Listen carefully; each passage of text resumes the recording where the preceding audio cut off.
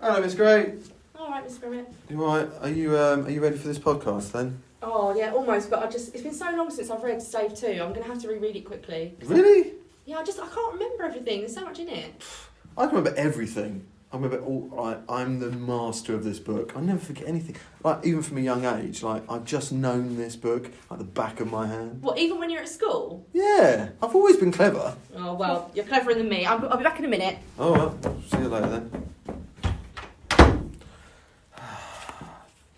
Merry Christmas, Uncle.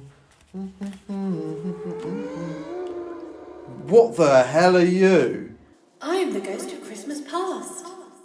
You're like some weird candle thing. Here, let me take you into your past to show you things that have happened. Quieten down, class. Quieten down. Okay, today we are going to be revising Christmas Carol, Stave 2. Start with some questions. Grimmett, what does the ghost say to Scrooge? Does it say hello, Mr. Scrooge? Don't be ridiculous, Grimmett. No, I'll give you an easier question. What is the ghost wearing? Oh, God, is he wearing school uniform like me? Grimmett, were you asleep yesterday? Sorry. What's the ghost called? Ghost of wrapping paper, I think. Oh, I give up on you, Grimmett. This is so embarrassing. Why are you showing me this? I told you these were shadows of things that have been, that they are what they are. Do not blame me.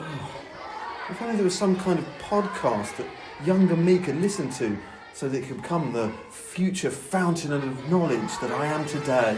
Cracking conversation, analytical interpretation, and igniting imagination with the Lit and Lang Gang. Hello everybody, welcome back to the Lit and Lang Gang, where we are talking about Stave 2 this week. With me today you have myself, Miss Graham. Miss Gray. And me, Mr. Grimmett. Perfect. And we're going to start just like we did last week with our 30-second recap, though this week is Miss Gray in the hot seat. Yay. She's confident. She reckons she can do it in 30 seconds after listening. Can you beat me? I don't know if you can from last week. I definitely can. Yeah. Yeah, I'd agree with that. I'm going to take my inspiration from Olaf in Frozen 2 when he recounts Frozen 1. Perfect. I'm looking forward to this. And as I say, time was set for 30 seconds. Mr. Grimmett couldn't do it in 30. He couldn't do it in 40, so if you do manage it. Well, I took my inspiration from just a rock last time who didn't know anything. Just basically. Okay. Okay, when you're ready. 3, 2, 1, go. So Scrooge wakes up. He went to bed at like 2, but he wakes up and he's 12. He's gone back in time. Supernatural, weird. And then a ghost appears. Looks like a candle. Looks like a child, but also an old man. Really strange. Then what happens? He goes back in time, back in the past. They fly there and they see Alibaba. And he goes to school and sees himself all alone in school. His dad hates him. It's a horrible, horrible time. But he's got his sister. It's okay. But his sister dies. And then he's going to get married, but he's too obsessed with money. He doesn't love her anymore. And then she lives happily ever after, and he's not. I'd say pretty good. Was it as good as mine? It was substantially better. Sure. The only thing was Fezziwig. Oh, I miss Fezziwig. Oh, a major fail. I would have got Fezziwig, pretty sure. If I'd have had 40 seconds, maybe I got Fezziwig. I You saw would've- the timer going down and I panicked. Yeah, had I'll you be 40 honest, seconds? that was much better. Thank It was even melodic. Yeah. Whereas mine was just Also, jumble in of terms voices. of her verbal literacy, there was no ums and ers. She was, minimal. No. Very, very good. I am in musical theatre, so... Yeah, that's she's a probably natural why. performer.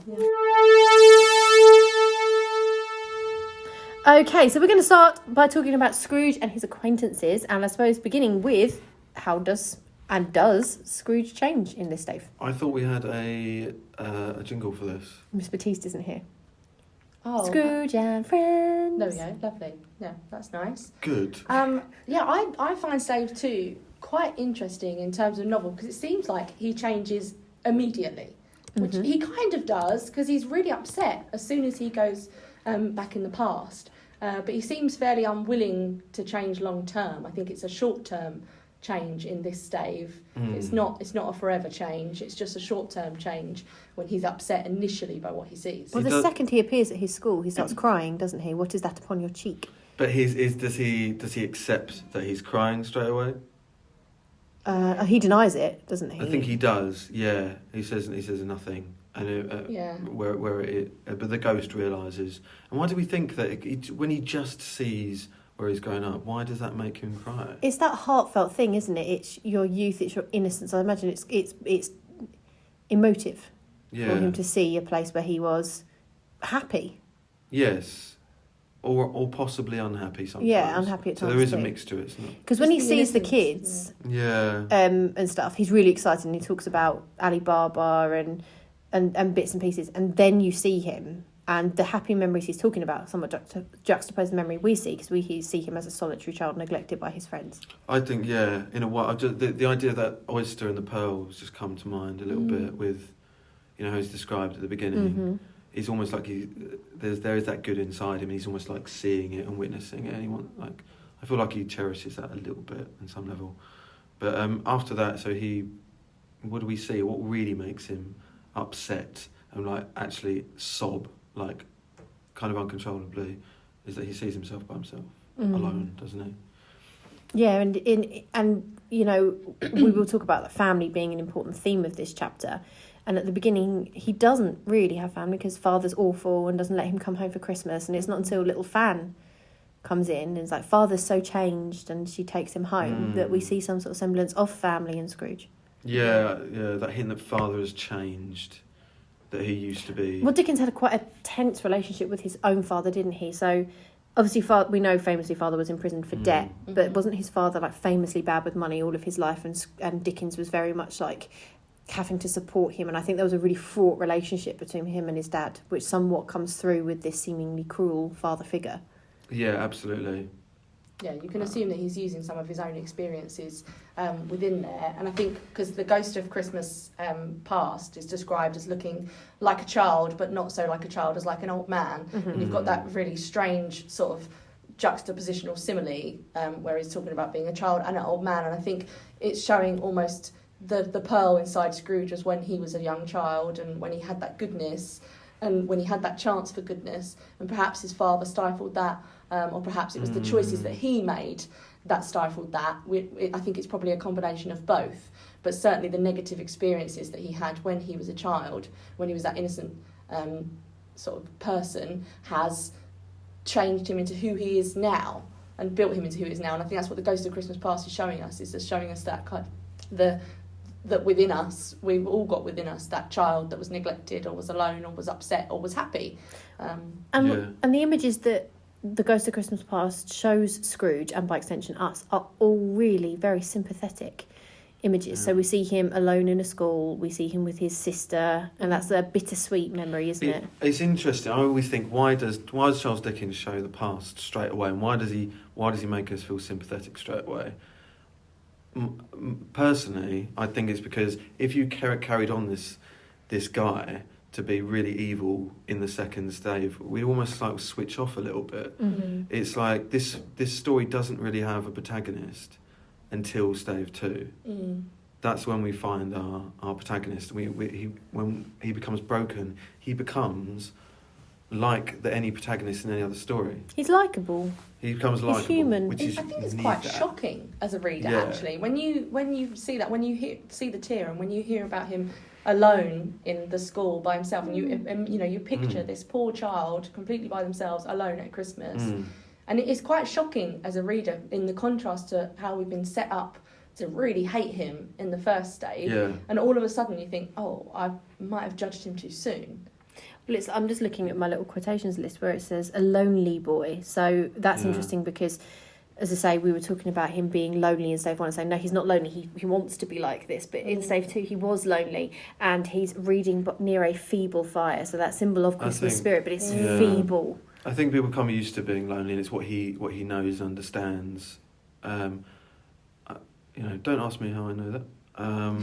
But yeah, I think we all understand loneliness, don't we? And I think that's why Dickens uses that as kind of the first way to get into him and to care about him. And so then, when we see him grow up a little bit, we fast forward to past Little Fan. We'll come back to Little Fan later. Yeah. But we see Fezziwig. Yeah. This amazing boss. Good old Fezziwig. Was it something like he didn't have... Didn't they say something he didn't have a lot, but what he did have, he gave to them? or something. Yeah, the ghost says something about the party, because Scrooge talks about the party, and the ghost says obviously about it's not very much, it's very little. Yeah. Why are they so happy about it almost? But you get the impression that although he doesn't have much, he's willing to give that to bring others joy. Yeah. He had the power to render us happy or unhappy, to make our service light or burdensome, a pleasure or a toil. So Yeah, that's Dickens talking to all business owners, really, Yeah. isn't it? That you have the power to make people happy or unhappy. well, I personally feel that Fezziwig is included in this story, because if we didn't have Fezziwig, let's say just we had the Stave with him as a child, and as we will say, him with his broken engagement, that's all sympathy, isn't it? Like not so much Belle actually, but you do feel sorry for him in both of those instances, even though we acknowledge with Belle he's the one to blame. Fezziwig is a moment of joy. There's there's not real sympathy there, is there? Because nothing bad happens. It's just a moment of here's a lovely, lovely memory, and it's because it's to remind us, the reader, that Scrooge chose this. Here's an example where he was an apprentice of a perfect boss that he acknowledges, he was great, but he chose not to be like that. He chose to become the boss to Bob Cratchit that he is, and to go against everything that Fezziwig seems to stand for. Yeah.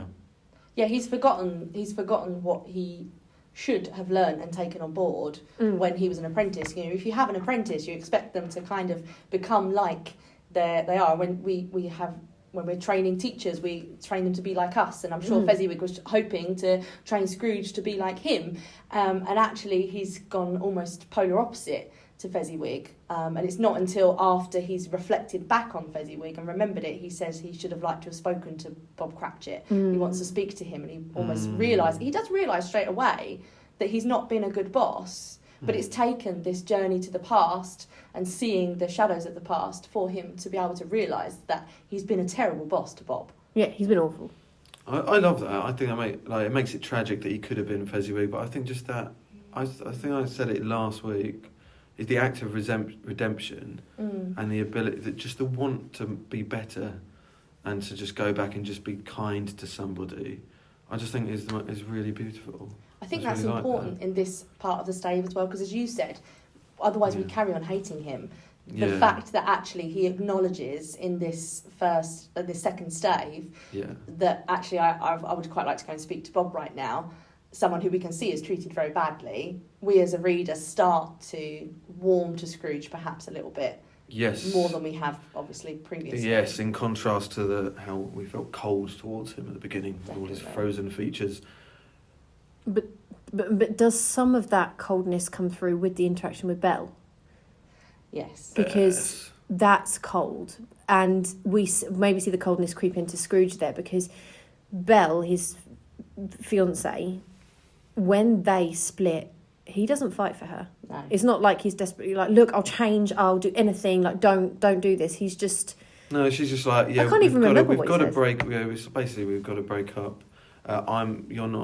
We're not the people we were when we first got together. Our contract is an old one. Our contract is an old one. Using that language of economy, like economical language, and that kind of... Well, it's passive aggressive, isn't it? As It well, a bit as is. well. Like, oh well, you see it as a contract, so I'll use that term because that's clearly all I am to you. Yeah, referring again to the golden idol that has replaced her, the golden idol being money in this instance.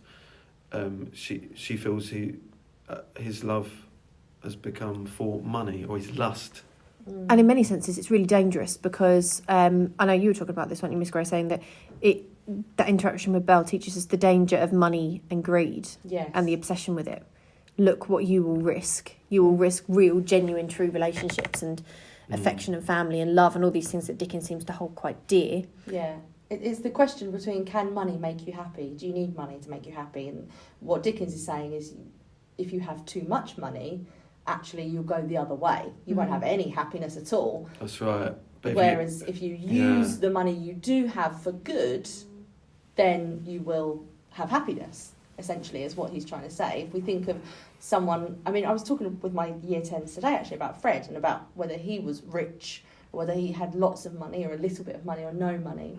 And we said he's probably, obviously, not as much money as Scrooge, but certainly more than Bob Cratchit. we know I think he offers Bob Cratchit's son a job later on in Stave 4. He does. Yeah. There was reference to that. So he does. I Well, don't he'd think he's inherited not the super business. rich, but he's got the as Fezziwig has, he's got the power to make people unhappy. Yeah, and unhappy. he's probably, Fred, I think, is the happiest character Yeah. in the novel. The way he's described, as you were talking about last week, with his eyes sparkling and his breath smoky. Those old ruddy cheeks. The ruddy cheeks, exactly. And he is the happiest character. He doesn't have the most money, but he does the best with it. And he Yes. and he has the best things. He has love and friendship, and he's desperately trying to cling to the family that he does have, which is quite interesting because that actually is an image that's mirrored in Belle's family, isn't it? So we see So I always imagine this is the ghost like sticking the knife in, just being like, "Remember when your girlfriend split up with you?" and then twisting it, going, "Well, look how happy she is now." And it's Exactly. So then he sees her married with children, and she's pregnant as well, isn't she? Has she got a rounded belly or something like that? I can't remember. I swear there's a reference to her, maybe even being with child Possibly. or something like that. I can't remember. Yeah, well, they've got children. Yeah. Lots of them. The dad comes home and the children start clambering over him for presents and things. Yeah. So I know it's also, I always take it as, you can always tell the sign of a happy marriage by the abundance of children. Like Victoria and Albert were meant to be this amazing love story and they had 9 children. And you see Belle and her husband and they're surrounded by family and children. So it shows a really happy unit. And then again, even twisting that knife further, he sees her happy and then he's like, "Oh, I saw Scrooge today." And she almost has no reaction. She's just like, "Oh, yeah." That's gutting, isn't it? And Yeah. she doesn't care. And that's the image that not only mirrors Fred's Christmas in the next Stave, but is the one that forces Scrooge too far and he extinguishes the ghost. Yeah, he's and had it's enough like of it. it's like there he doesn't really learn a lesson because what he's basically doing is covering these memories in darkness. He's literally putting out that candle and putting the memories to the back of his mind so he doesn't have to look at them anymore. It's almost cyclical, this chapter, in that he wakes up and he has the disbelief. How can it be 12 when I went to bed at 2? He has that disbelief, that confusion. Then we start to see a change and we think, oh, he is changing. He's upset, he's saddened, he's moved by his memories. And then at the end, no, I refuse to accept them. And he kind of goes back to that refusal to accept. Well, he even asks, doesn't he, to play into that cyclical structure, he asks the ghost, "Can you put your cap on?" Says something like, "Would you so soon put out with worldly hands what light I have?" When Scrooge asks if the ghost can put his cap on, and at the end he puts it on for him. Yeah. And he's like, "Would you put me out so soon?" And he actually does put him out pretty soon. Absolutely, yeah. He can't stand it. But there's a lovely quotation when he sees Belle and the children, and he said they might have called him father and been springtime in the haggard winter of his life. I love that quotation. It It's just reminded beautiful, me. isn't it? That is my favourite one. Like that on idea Stave, that he, and that he acknowledges he's in the haggard winter of his life. They Links might to have icy called him imagery. father. Yeah. So it's the future Yeah. he could have had. Like he could have had that. He was engaged to Belle. They would have got married. They And would she have didn't had care about children. money. No. She just wanted a marriage. Yeah. And I just think that's a really lovely It quotation. is the most beautiful thing to it gives hope to anything dying or old, that if you keep things around you that are full of spring and life, Yeah. that's enough nourishment almost, isn't it? And Scrooge is now regretting that he never planted those seeds.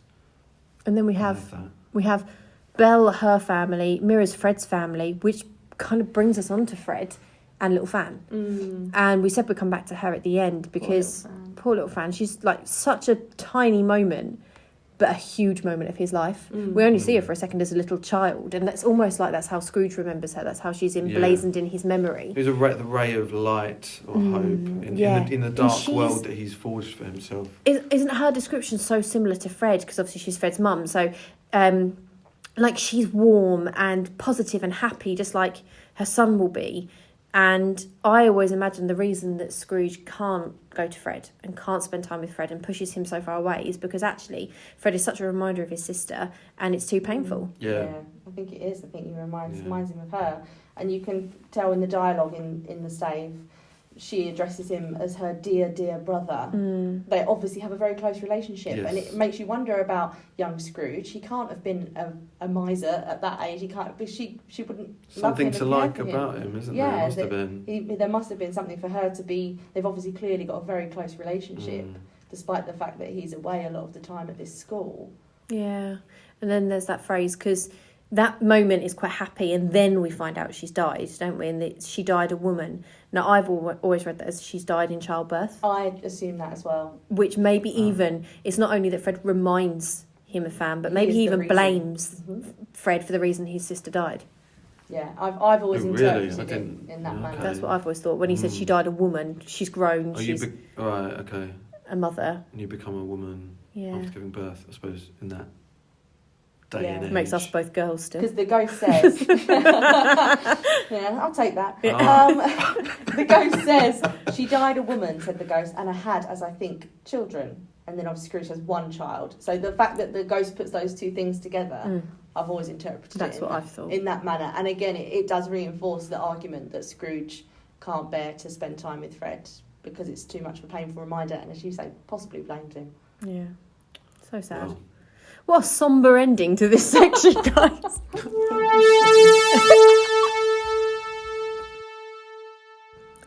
And finally, we're going to talk you through those big ideas and themes. Big ideas! Yeah, it sounds like Is that the jingle for this section? Yeah, I can do it like this. Big ideas. a bit of I irony. I preferred the first one. It was way more intimidating. Big ideas! Especially considering we didn't discuss you doing that before you did. I actually jumped. The power of the jingle. Definitely. So, Miss Gray, you were talking about it being about the path you choose. Yes, definitely. So I think one of the real key things about Scrooge is that he had a choice. He had a good education at a good school. Didn't have the best dad, but had a lovely sister, and he did have family there. Then he had a chance to get married. Obviously chose money over her. He had a chance to be a good boss and chose to not be. And he's made these choices. Although things have happened to him that have been terrible, he's had bad things. You can't always blame the things that have happened to you for the way that you are. And at the end of the day, you still make a choice in what you do. And I think Scrooge has chosen this choice, has chosen this path of isolation and kind of loneliness and solitariness that he's ended up being. And it's not until obviously the ghosts show him some of the things he could have had. Here's what you could have won. That he realises that he's That would have taken been a such a terrible good path. intro. Yeah. We should have done it like a game show. Here's what you could have won. Had your sister not died? Yeah. You would have Had your it. sister not died? Oh. Yeah. But yeah, so it's the path he's chosen. So he has to have the blame for that. He's made those choices. And the fact that the ghosts can change him in one night just by showing him a few things makes you think, well, could he have changed earlier? Could he have made Bob's life a bit better earlier rather than actually being the way he is for so It was long? always there. It literally takes Yeah. one night to alter him. Well, he is the flint, isn't he? The potential for fire. Mm. It's like what we say to the determinedly kids. You've got so hardened much stone. potential. Oh, don't. Exactly. It's exactly the same. Those really bright young things that don't channel it in the right way. That's what Scrooge hasn't channeled his energies into the right things, and he's ended up pretty miserable. And this Stave's also a lot about, family and friendship. It's not so much this one about charity and being Christian. This is about family and love, isn't it? Yeah. So we see friendship in the form of, he's got a friend at Fezziwig's, Yeah. another Fellow apprentice. And then he's got a Fezziwig who he views in a friendly manner. Yes, indeed. He has friends at the school. When he sees them, he's excited. And then, of course, the family of Belle, Little Fan and Belle's family, all of it, every element is of a loving relationship, isn't it? Yeah, and it's like you need all of these things in your life to a certain degree. in order to I be almost happy, feel I as think. well. I think Belle broke up with him because he loved money more than her. But I don't think it's because she didn't love him. No. Because she's nice to him, really. She's really, if you consider how she could have broken up with him, she could have thrown all her toys out the pram and been... But instead she's just like, She you was don't quite love young me with anymore. toys, but yeah, go on. It was a metaphor. It was a metaphor. Sorry, I don't understand metaphors. But Oh, well, They're like your similes, classes right? are going to do really well. I can recommend you a good podcast. But yeah, so she's very gentle with him. And I think it's because, she does love him. Even if it's not the love that she had at the beginning because he's altered it so much. She does care. The only time she doesn't care is, years later when she's got her own family and children. And why would you care at that point? And I kind of feel like with Belle, if all he had to do was turn around and be like, I'm sorry, I'll change. It was simple. And she would have stayed. She wouldn't have gone. But all he says, he sort of blames it on her. He says, have I ever sought release? Release, even that, Yeah. have I ever tried to get away from you? What a line in a breakup. Like, if you were like, have I ever tried to get away from you? No, but you haven't tried to keep me either. Yeah, exactly. It's that kind of, he tries to almost push the blame onto It's her. gaslighting. He is This gaslighting. is Yeah, good. It's absolutely. 19th century gaslighting. Yeah, it is. It's shocking. I'm learning a lot about relationships. This is good. But it shows the danger of too much money, Yeah, doesn't it? Dickens is saying it doesn't matter if you've got all the money in the world if you don't do good with it. absolutely. Mm-hmm. Which goes on to this idea here that life is more about our earthly values and the universal brotherhood that we're all part of. I think that links back to Stave 1 with Fred saying Christmas is a time to remember that we're all just fellow passengers to the grave. Yeah. Which I think is one of the most beautiful sentiments in the novel. Again, it's like we're not different. We are essentially all going to the same place. Mm-hmm. So why should we not look at each other as if we are equals Yeah. before it's too late? And why shouldn't we treat everybody well? Exactly. Like, why are we treating people badly when Yeah. we've got the capabilities to treat everybody well and let everybody have a good journey? Yeah. Why are we making other people's journeys painful? That comes with Fezziwig as well. Mhm. It doesn't have much, and it's kind of it's a party, but it's not a highbrow party of lords and ladies, is it? No. It's an earthy party of fun and dancing, and just joy. Yeah, Really. absolutely. And then I guess the main theme of the stave would be regret, personal regret, looking at your life and the decisions you could have made. Something surely anyone can empathise with that, looking back at the decisions they've made and wondering if they were the right ones. Do you think that Scrooge distinguishes the Ghost of Christmas Past because he has such regret? Because he's realising now. I think so. I Made think so. mistakes. I don't think it's anger. I think it's absolute agony. He can't bear to I look think at it's it. I think it's agony. I think it's anger with himself, which is the worst. He's angry with everyone else in Stave 1. Anger with other people is easy, isn't it? Because you Yeah. can aim it and you can express it and you Yeah. can let it out. But when you're angry with yourself, it's just painful. Yeah, but I think the ghost is bringing that out of him, and you can't change if you don't accept these things about yourself. If you're constantly just angry at other people and taking out on others and not really looking inward, you're never going to try to reflect and change. So the fact that he is finally kind of lost it and really trying to extinguish the ghost, I think is a positive. He's because trying to extinguish his past mistakes. He is trying to, but I think he realises from the fight with the ghost doesn't put up a fight. It doesn't really. He can't really beat the ghost. You cannot extinguish the past. You cannot get rid of the truth of who you are. All you can do is put it in the shadows. You can put it in the shadows. Absolutely. Beautiful, Miss Graham. This is my very thing. beautiful. This is my thing on the podcast. My contributions are occasional little phrases. I'm like, oh, damn it. I We had an love essay that. on this kind of question about how regret is presented. Chuck that in a conclusion. Yeah. We'll know Yes. every King John answer. You can never extinguish regret. You can only place it in the shadows. Indeed. Sorry. Beautiful. Did we ruin your point you were making? Yeah, you did. It was going to be even better than that. Until you ruined it. This is what annoys me because I'm so clever when it comes to this book. I'm so amazing. I really want one I'm generally the podcast. fountain of knowledge. I just really I always want have you. been as well. Like, ever since I was a boy. I think there's evidence to suggest nah. No, nothing Doing a anyone can circular say narrative on against this that. podcast. I have always been incredibly intelligent. I really hope one day you just literally lose your temper with us on this podcast because you're very patient. You Yeah. hope. It would just be funny just You to see. hope. You're very, very, very Well, patient. at with least us all. then maybe I'll realise I have to change and maybe I can One become day a when you're an better old man. they'll show you this moment. In the haggard winter of your life. I go, oh, I wish I had some springtime to brighten up. This is getting depressing now.